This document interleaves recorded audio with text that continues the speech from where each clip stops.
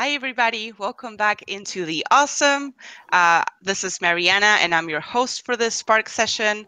I want to do a quick introduction of our amazing speakers that we have on stage today. We're going to start with Vanessa Christina Dsouza. She is creative engagement consultant at her own company. We also have Sandi Volpe. She is an instructional designer and consultant for Apply Synergies. And Julie Halbert. She is senior manager leading learning and development finance at Adidas. So here we are. We're going to just go ahead and start with Vanessa because we have only short minutes for all the speakers. So Vanessa is going to present on how integrating art with people development can engage an organization. So Vanessa, you have the floor. Thank you, Mariana. So let me just upload. All right, so happy Friday, everyone. Thank you for being here. My name is Vanessa Christina Dsouza, and I'm really excited to be a part of this. And yeah, it's a great ending to the weekend because it's quite late in India. But let me introduce myself in 3 facts.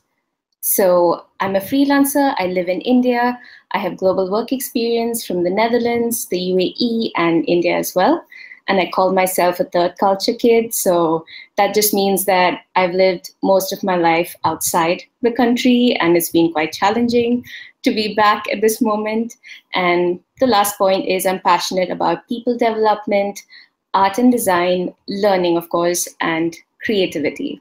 So I would like to start by asking you a question so that we get the sparks flowing.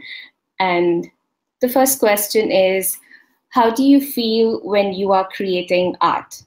So art can be of different forms, not only painting, but you can talk about music, poetry, theater, all the good stuff.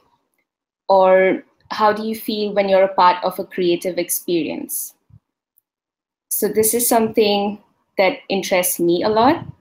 And that's the reason I introduced this topic. So you can just think about it or feel free to put your responses in the chat as well. Oh yeah, that's amazing. Free, focused, energized. That's exactly how I feel as well. That's why I'm so passionate about it. So question 2. Okay, so how would you feel if art could be integrated within your organization to support people development? So imagine the same feeling of being focused and energized and the creativity flowing. Imagine the same kind of feeling at work. Yes, promotes well-being. Yes, of course. So yeah, I'm just going to the chat as well. Thank you so much for the responses. So my last question before I get into introducing how I feel about this topic and what I've experienced is a little poll for you. So I hope you can see it in your list. I just put it out there. So what do you think is holding you or your organization back from using this kind of a feature? So let's just take 10 seconds before I progress. So the options I put there are lack of support from team members. The second one is I have never thought about using art before. And the last one is it's a challenge to change the mindset of people. So, okay, I will stop it here. Thank you for voting. And yeah, so I'm not sure if everyone can see this, but most of you have selected it's a challenge to change the mindset of people. So now we get into how I did it so that you get an idea of why I'm so passionate about it and maybe take away something exciting from this as well. Yes, so this is my first experience. I volunteered for an NGO called Big Brothers Big Sisters of Utrecht in the Netherlands, and they requested me to design something that represents their organization because they did not have a specific branding, so they only had their logo. And I joined them as a creative designer because of my passion for art. And I said, okay, why not? I love to do this. And I got together with the project manager, and we discussed about their vision, what kind of impact they would like to create for their organization as well as for the people around them. So after hearing her story, I designed this image that you see to the left, and this represented the volunteers, the employees with the little children, them facing the building, which represents their safe space.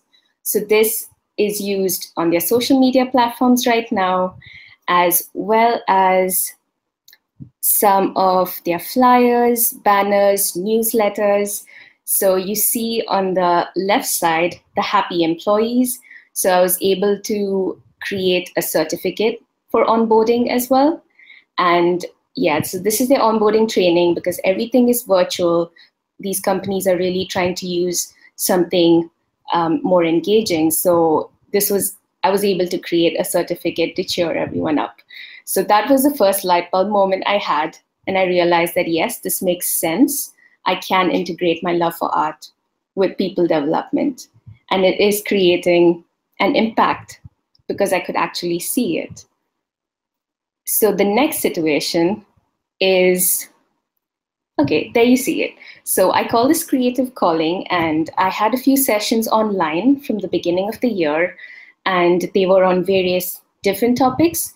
But lately I thought, why not integrate the same session in organizations? So I decided to have the session at home with my family. So you get to see them right now on your screen. And it was such an interesting experience. So the main idea behind this was to create an engaging experience, make them communicate, practice communication, feedback, all the amazing stuff that we talk in L&D, but in a fun way. So thank you. I know my family is really, really sweet to join me in this activity, but what I got out of it, what they got out of it was so amazing to me because, let me switch to the next slide. Yeah, so we were able to touch upon the goals of the session that I really had in mind. So feedback, reflection, creativity. So I was able to tell them to go around the house, use whatever you can find, and create something out of the box. And first we did it as individuals, and then we got together in pairs. And yeah, it was a really fun experience. And also I got them to sit for 45 minutes without looking at their devices. So that was the biggest achievement. So yes, how does this bring value to your organization? I have listed 4 points out there: empathetic organization, growth mindset, creative strategy, adaptability to change. These are 4 things, and there are so many other things that you can add to it as well. And the last point that I would like to cover is, how can you get started? So by thinking out of the box, creating teams of like-minded people who enjoy these kind of topics, are interested in art, creativity, people development, and also involve the leadership and team members when you have something in place, of course, and introduce the concept within your teams by creating these interactive exercises. So yes, of course, it can be challenging, but there's always, baby steps that you can take. So thank you very much for listening. It has been a challenging 7 to 8 minutes of speaking. I tried to cover as much as possible, but yeah, I would love to connect even after this to share more. So thank you. Thank you so much, Vanessa. And for the audience, if you have any questions for her, feel free to add them to the chat. We're going to go through all the questions at the end of all the sessions. Okay, so just make sure that you include Vanessa's name in the question so that we know that it's a question for her. Okay, so next up is Sandi Volpe with Connecting the Dots on Your Journey. Hello. Welcome and good day to everybody wherever you are. I'm thankful to be presenting here and have this opportunity, and I'm going to talk about A little bit about connecting the dots in my journey. And first about me, my name is Sandi Volpe. I'm an instructional designer and a technology consultant, but I took a long and winding road to get to this point. I had some detours along the way, and I've had some very different jobs, from preschool teacher to business analyst, all the way to artist, business owner. I'm sitting in my art studio today. The work I do today blends my passions and my skills so that I can be creative and also provide learning opportunities for others. I'm going to touch on 3 ways that I connect the dots on my journey: listening to other stories and sharing my passions with them, engaging with the L&D community and supporting others, and then always learning, always a student, always learning and having that learning mindset, which we all do because we're in L&D together. So I am going to ask you, because I want to know how you guys connect, to take the poll. I'm going to publish it now. And how do you connect with others? And we'll just take a few minutes or not a few minutes, because I only have 8 minutes to talk. We'll give you guys about 10 or 20 seconds to vote. You guys see the poll? I see some votes coming in. LinkedIn, I love LinkedIn. That's a great way to connect with people. I'm happy to see friends and family, because I think sometimes we forget that friends and family are one of our best connections.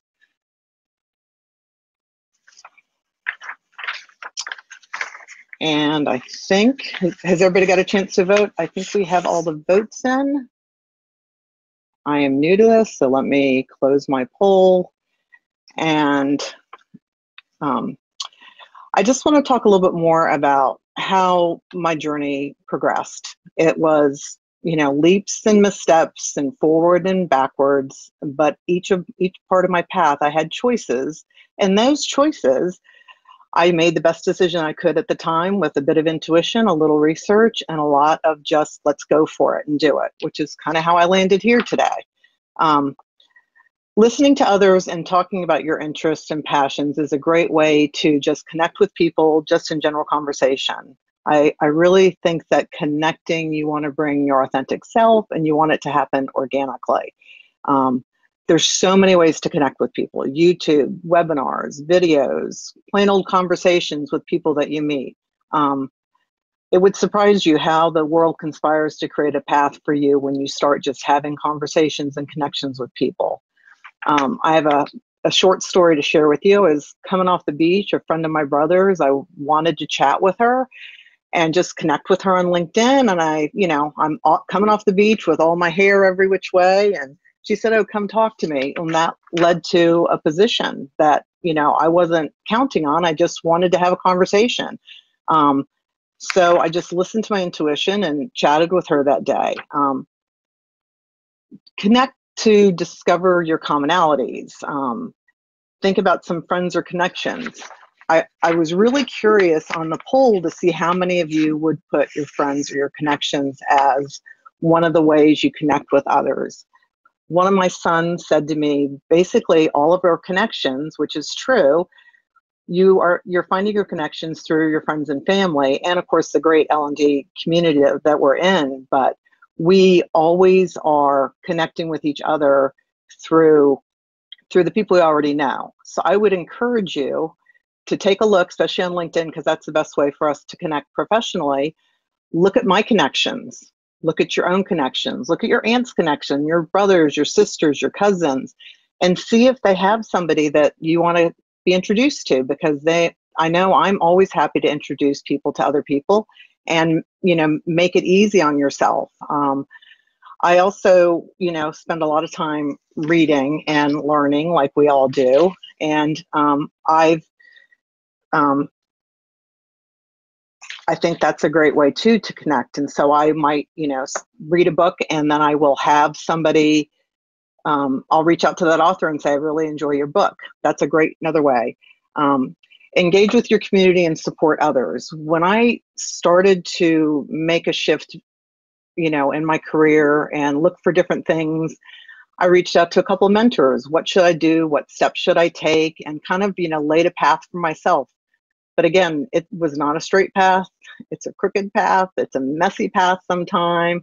But it's a fun path. And I encourage you to be open and keep learning and keep striving to do what you want to do and set out goals for yourself on connecting. And if connecting and networking seems like a chore, you're probably either trying too hard or it's just not right. Some days I feel like chatting with people, other days I don't. And that's all okay. So I encourage you to, authentically connect, but also listen to yourself and know when, maybe you just need a break, or you just need to take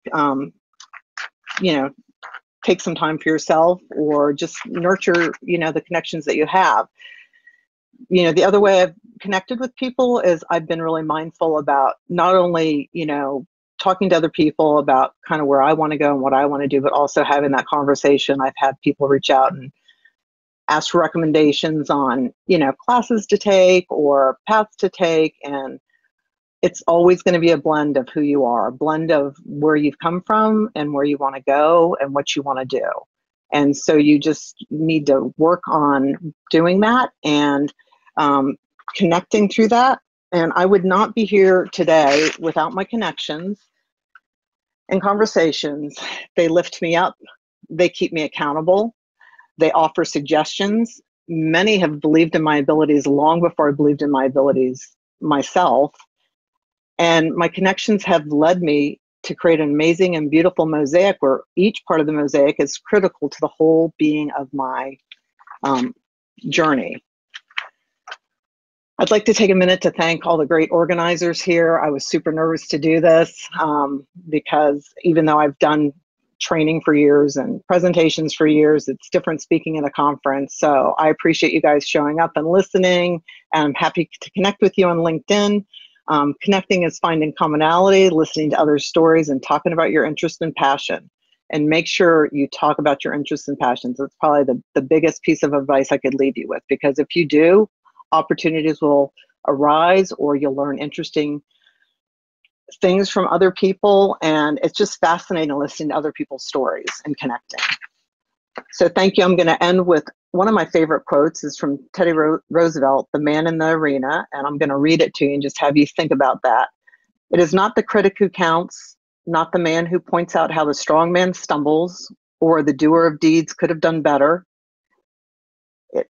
The credit belongs to the man who is actually in the arena, whose face is marred by dust and sweat and blood, who strives valiantly, who errs, who comes short again and again, because there is no effort without error and shortcoming. But who does actually strive to do the deeds, who knows great enthusiasms, the great devotions, who spends himself in a worthy cause, who at the best knows an end of the triumph of high achievement, and who at the worst, if he fails, at least he fails while daring greatly, so that his place shall never be with those cold and timid souls who neither knew no victory nor defeat. And I want you to think about that quote as you think about your journey and connect the dots for yourself. Thanks, and I appreciate all of you being here, and put questions in the chat and I'll answer them after our next presenter. Thanks a lot. Awesome. Thank you so much, Sandi. That was beautiful. And I did not know that quote from Teddy Roosevelt. So I appreciate that one. So next up is Julie Halbert. She's going to share her insights on finding your path despite the difficulties. Thanks, Mariana. Thanks everyone for joining. Like everyone, being the first time speaking is a bit nerve-wracking, but I hope that my story inspires some of you. I know we all go through difficulties in different parts of life, and I wanted to share what happened with me. Back in 2019, early 2019, I was in a role that I hated. I was unhappy. I was ready to quit. And there are a few things that happened that made it so that 10 months later, I was in my current role that I am now, which was a promotion and a role that I was again passionate about. And I thought this could maybe help some people. I mean, if you think about it, so many of us go through struggle, and we hear, those common sentences. "Oh, be more positive, oh, tomorrow will be better." And I'm sure many of you have heard it. I've heard it so many times. And coming from people that are, you know, maybe my closest friends or people that just wanted better things for me, and they just couldn't find the right words to help me through it. And so from my journey, I found a few things that were helpful for me, and I hope this can help someone. The first one was actually, it's not going to get better tomorrow. You need time. And you have to give yourself that time to go through it. And the second part is also very much related to what Sandi just said, is that talking to other people, reaching out to your network, seeking support. You might not know who is actually the person that's going to support you the most at the beginning. I reached out to my friends. They told me, like I said, you know, the basic messages. I reached out to my direct team members, the people that were around me at work. Same thing. They were like, well, if you're not in the right job, then just leave, or just like be happy again, just find something else. But no real concrete answers that made me feel better, until I was actually having a bad day and I had to do a catch up with the VP that hired me back in 2012. And he just asked me the same question, "How are you?" And I just started crying. I just couldn't take it anymore. And I wasn't expecting that he would actually have the right response for me. I didn't think to reach out to him. And he was actually the one that told me, "Look, I'm going to help you get there. It's going to take a while, but we're going to work together on this to make you feel better." So sometimes you have to seek support in places that you might not think of at the beginning. So really like search for it in those difficult times, because there is someone out there that's truly going to be your supporter during that time. What happened afterwards is that actually his first thought was, "We need to get you out of the job." I'm lucky enough in my company that I'm able to do short-term assignments. So he said, "Come to my team, do what you used to do back in 2012, do the stuff, the analytics, the other pieces that you used to love, and let's make you love working again and feeling passionate again about your day-to-day job." Again, that was very lucky. I know not everyone gets that opportunity, but if you can try to find ways for yourself to get away, to find even sometimes during the day not to think of that difficulty, hopefully that can help you just like relieve some of that mental stress and mental heartache. And for me, that was it. Having that different job, and then on top of it, actually ask for a month of holiday. Again, very lucky situation being in Europe. I was allowed to do that. I know it's not the same for everyone, but for me, that time allowed me to refocus on other things. I traveled. I went to see my friends. I spent time with my family. And so I focused on everything else than the difficulty I was dealing with. So I got away and I focused on the things that made me happy and made me great again. Not forgetting that I had something still to take care of and improve, but I was so much into a negative circle that I needed to pull myself back into that positive mindset. And by focusing on the other piece of my life, I was able to say, look, maybe during my time in the office, it's not good, but it's just 40 hours a week. I have the rest of my time to like enjoy life, focus on everything else that I like. And maybe there I can just like find a breather again, rebuild my confidence and find a new path. And the last piece that I wanted to say is actually I restarted small. I went back into my old job because I had to after my 3 months assignment. And what I said is I'm like, I'm going to do my job. I'm not going to like it, but I'm still going to show up with a smile. I'm going to enjoy the life next to it. And during those time in the office, I'm going to try to find a little project and little task that makes me happy. So restarting small. And so every single time there was a project or a task that would interest me more, that I would think, oh, that is something that I'm interested to do, I would just raise my hand and be like, I'm available to do that. And more what happened is that my boss saw me becoming happier and happier into those new tasks and new projects. And they started to give me more and take more importance. One of those projects was actually what is called Finance Academy, which is the Finance Learning and Development Program. At the time, it was a pilot. We were just starting. I said, I'm interested. And by the time, so 10 months after this whole journey, they actually created a position. And I said, I want the job. This is for me. So again, maybe some luck in there, but I think having those different pieces of seeking support, getting away, refocusing, and restarting small can be very helpful. And I hope this inspires some of you or even inspire you to help other people that may be going through that. So that's what I wanted to share today. Thanks for listening. And again, always happy to discuss it further. And I think also, thanks for Sandi and Vanessa. That was a great speech as well. I'm very inspired. Thank you so much, Julie. Yeah, I think that we're all kind of going around the same topic, you know, the importance of making connections and making meaningful connections, and you know, and getting creative with making those connections and building those relationships. And I think that's also something that both L&D Cares and the GLDC community are doing wonderfully. So do we have any questions from the audience? Does anybody want to post a question in the chat for either Vanessa, Sandi, or Julie?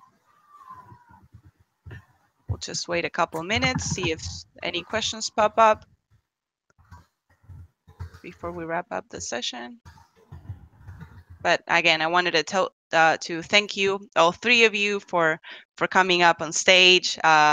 We know that, like you all said, it's a bit nerve-wracking to be presenting for the first time, but you all did a wonderful job. I saw lots of positive comments from the audience. Yeah, that's a great hero's journey story. We saw comments like that for Sandi as well. For Vanessa as well. Let's see if we have any questions. Okay. It looks like we don't have any questions. So if you'll like to say anything else, we have a couple of minutes. If not, we will be closing up the session.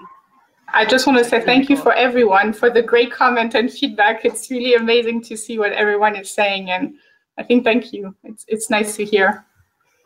There's one question, Mariana. Question. Are you all working virtually? I am. Both my contracts are remote, so. Same I went back to the office for the first time in 15 months last Friday, actually. Wow. Yeah, so that was very interesting and very fun. So technically, yes, I am in the office, but at the moment, all virtual. And that's a follow-up question from Angela. How did the company handle that?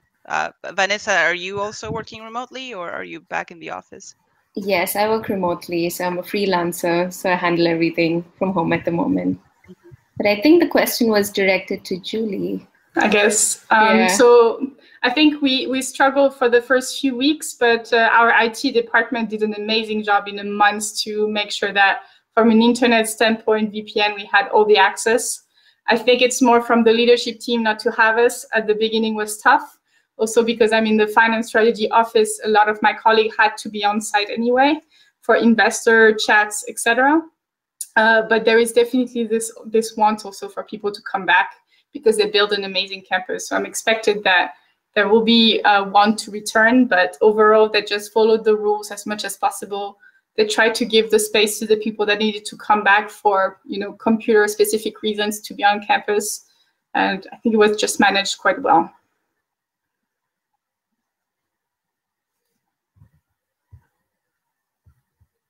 What about you, Sandi? Are you staying virtual even after the pandemic is done? It depends. I mean, one contract that I'm working on currently, because I'm kind of a freelancer / work for some companies, you know, consultant. So hopefully I'll get some office time. I'd like to be seeing other people. I have 3 boys, 4 counting my husband, actually 5 counting my husband and my dog. So I would like to be out in the office a little bit. And we have one more question, 2 more questions.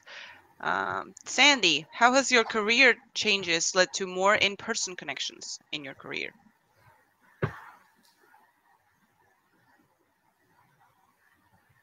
My in-person connections, I think that my in-person connections they have really led my career development more than anything else. I mean, virtual too. Virtual has this year during the pandemic, it's been great because I've met so many people.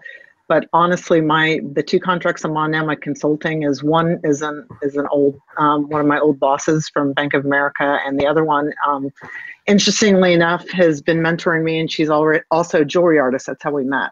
I've known her for about 10 years. So yeah, I think that you don't know, you may meet somebody today and they may not have a position or they may not impact your journey right now, but later on you may cross paths again, and here you go. I'm working with with two different people that are from my my backstory, if you will. And I love it. Wonderful. And the last question, I believe, is for Julie. Did you do anything for your team specific to the return to office? So actually, at the moment, I don't have my own team. It's just me.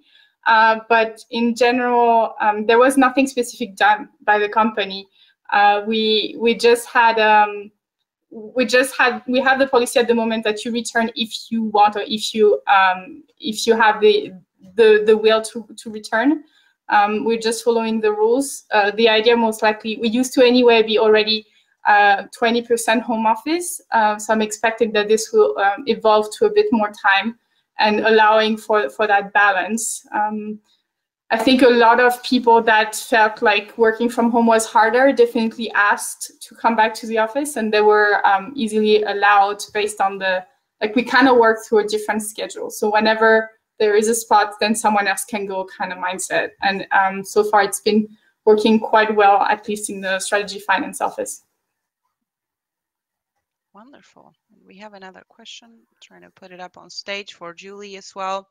Malcolm says, love the smile. You're a great storyteller. How can stories enhance professional conversations?